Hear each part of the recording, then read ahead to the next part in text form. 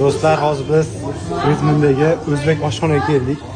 Atmosfera o'zbekcha, so'zlar o'zbekcha, o'zbek bayrog'i, qo'shiqlar.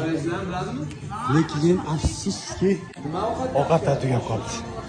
Ovqat tugab qoldi. Mantı bir rekordu, mantı bir rekordu. O'zingiz Uyg'urmisiz? Yo'q, tojikman, Samarqand. Samarqandlik ekan opa. Samarqandskiy, kim Samarqandlik? Menyusini qaranglar. Samarqandskiy aytaymi? Aytdim. Vallahi burgutlik.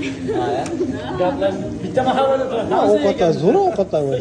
Ya men endi o'zimiz istoriya qilib yozdik-da, nimaligini yozdik. Mani o'zim vagubik mantimiz bor. Ishonasizlarmi, shuni ham sotdik. Boylar kelyapti lekin ishdan boyvachcha. $8 ekan. 5 ta pullar, 5 ta. 6 ta vagub steyklar qildik. 78 qildik. Ishonasizlarmi, bola kuldi jamlab hech kim olmaydi. Olaman deb ish yo'q. Normalniy. Ichida plyuya steyk.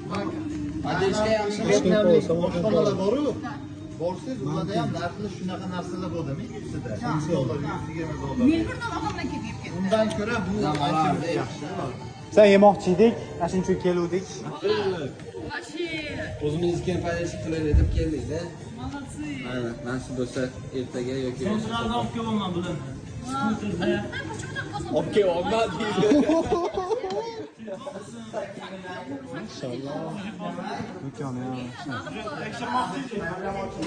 Afsus ovqat yo'q ekan.